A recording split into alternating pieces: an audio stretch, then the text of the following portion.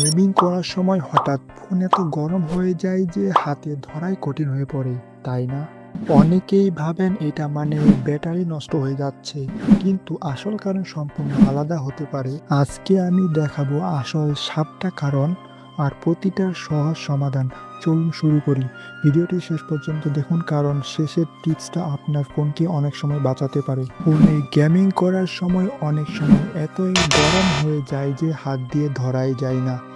First of all, heavy gaming.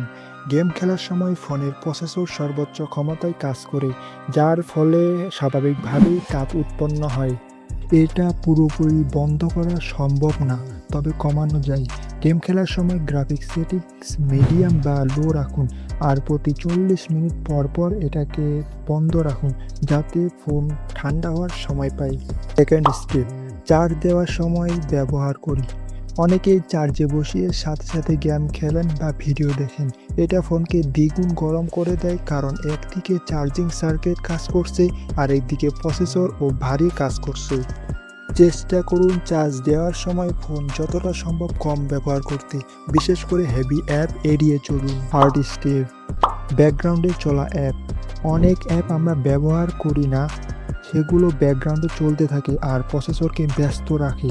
সেটিংসে battery সেকশনে গিয়ে ব্যাটারি ইউজ চেক করুন, কোন অ্যাপ সবচেয়ে বেশি ব্যাকগ্রাউন্ডে অ্যাক্টিভ করছে দেখুন, আর সেগুলোকে বন্ধ করে দিন বা প্রয়োজন না হলে আনইনস্টল করে দিন। ফোর্থ স্টেপ, ফোন কাভার বা কেস।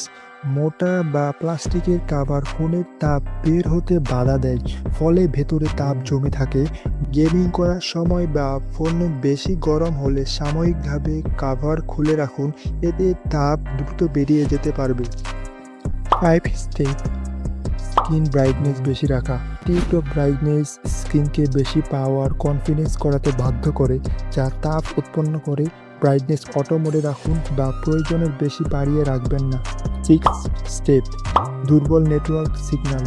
যখন নেটওয়ার্ক সিগন্যাল দুর্বল থাকে, তখন ফোন বেশি পাওয়ার খরচ করে সিগন্যাল খোঁজার চেষ্টা করে, যেটা গরম হওয়ার একটা কম পরিচিত কারণ।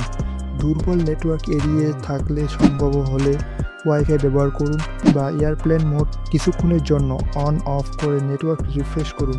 7th স্টেপ, সরাসরি রোদে বা গরম জায়গায় ফোন রাখা।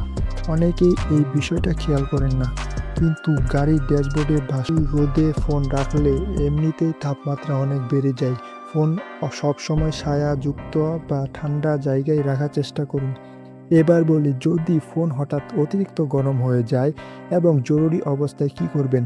প্রথমে সাথে সাথে সব চলমান অ্যাপ বন্ধ করে দিন, কাভার